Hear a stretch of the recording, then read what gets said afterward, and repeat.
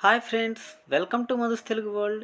ఈ వీడియోలో మనం డివిజన్ అంటే భాగాహారం చేసేటప్పుడు మనకి కొన్ని సమస్యలు తలెత్తుతాయి. వాటిని ఎలా పరిష్కరించాలో ఈ వీడియోలో మనం ఉదాహరణలతో తెలుసుకుందాం. దానికి ముందు భాగాహారంలో అసలు విభాజ్యం అంటే ఏమిటి, విభాజకం అంటే ఏమిటి, భాగఫలము, శేషం ఆ పదాలు ఒకసారి చూద్దాం. ఈ ఉదాహరణలో 10ని 5 చేత భాగించాలి. ఏ అంకెతోనైతే మనం భాగిస్తున్నామో ఆ అంకెను విభాజకము అనగా ఈ ఉదాహరణలో 5 విభాజకము. ఏ అంకె అయితే భాగించబడుతుందో దానిని విభాజ్యము అనగా 10 అనేది విభాజ్యము.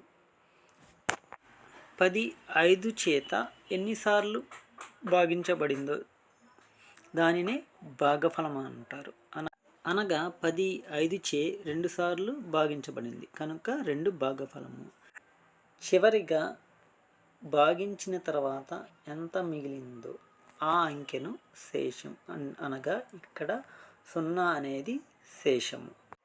మనం చేసిన భాగాహారం తప్ప ఒప్ప తెలుసుకుంటకు ఈ ఉదాహరణలో మనం ప్రతిక్షేపించాలి. విభాజ్యము = విభాజకము ఇంటూ భాగఫలం ప్లస్ శేషం. దీంట్లో విభాజకము 5, భాగఫలం 2, శేషం 0 అనేది విభాజ్యంకు సమానం కావాలి. సో మనం చేసింది కరెక్ట్. ఈ వీడియోలో మనం అసలు భాగఫలం చేసేటప్పుడు భాగఫలంలో సున్నాలు ఎప్పుడు చేర్చాలి అదే ప్రధానంగా తెలుసుకోబోతున్నాం. వాటికి కొన్ని ఉదాహరణలతో వివరించడం జరుగుతుంది. నాన్ మ్యాథ్స్ వాళ్ళు ఈ వీడియో ద్వారా భాగాహారం ఎటువంటి సందేహం లేకుండా చేయగలరని భావిస్తున్నాను. ఇప్పుడు మనం ఉదాహరణల ద్వారా భాగఫలంలో సున్నాలు ఎప్పుడెప్పుడు చేర్చాలో తెలుసుకుందాం. ఈ ఉదాహరణ గమనించండి.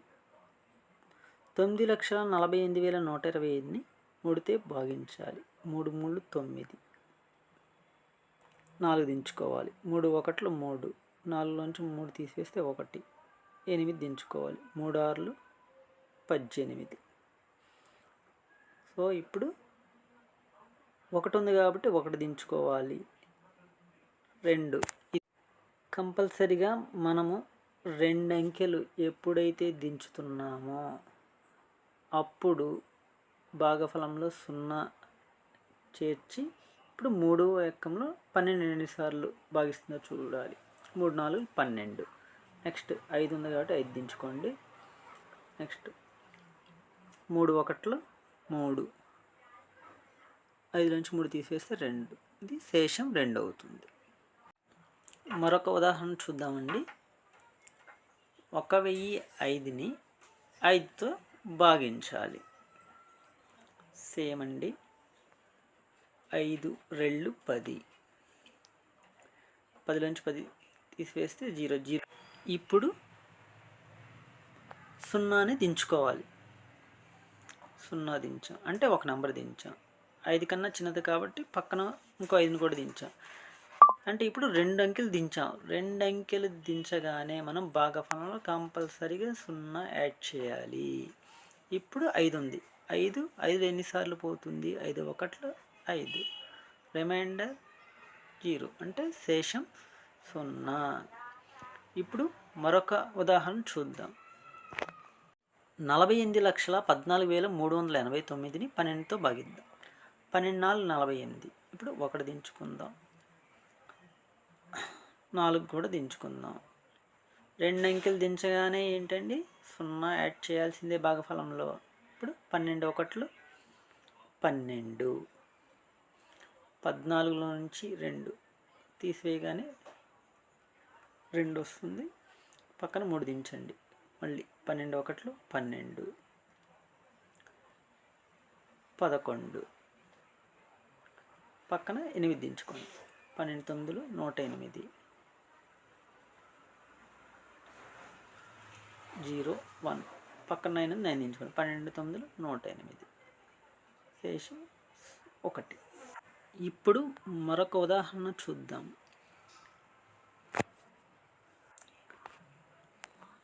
10,125,000ని 100చే భాగించాలి. అది ఎలానో ఈ ఉదాహరణలో తెలుసుకుందాం. 100 ఒకట్లు 100, పక్కన 0 ఉంది కాబట్టి 0 దించుకోండి. ఇప్పుడు 1 దించుకోవాలి, అయినా 100 ఎక్కలో పోదు. 1 దించాం కాబట్టి ఒక 0. నెక్స్ట్ పక్కన 2 ఉంది, 2 దించండి. 2 దించాం కాబట్టి ఇంకొక 0, అయినా కానీ 12 100 ఎక్కలో పోదు కాబట్టి పక్కన 5 ఉంది, 5 దించండి. 5 దించాం కానీ ఇంకొక 0. ఇప్పుడు 100 ఒకట్లు 100, శేషం 25. ఇప్పుడు ఉదాహరణ ద్వారా విభాజకము, భాగఫలము, శేషాన్ని ప్రతిక్షేపించగా విభాజ్యం కరెక్ట్గా రావడం జరిగింది. Thank you friends. మన వీడియో నచ్చినట్లయితే లైక్ చేయండి, షేర్ చేయండి, సబ్స్క్రైబ్ చేయండి.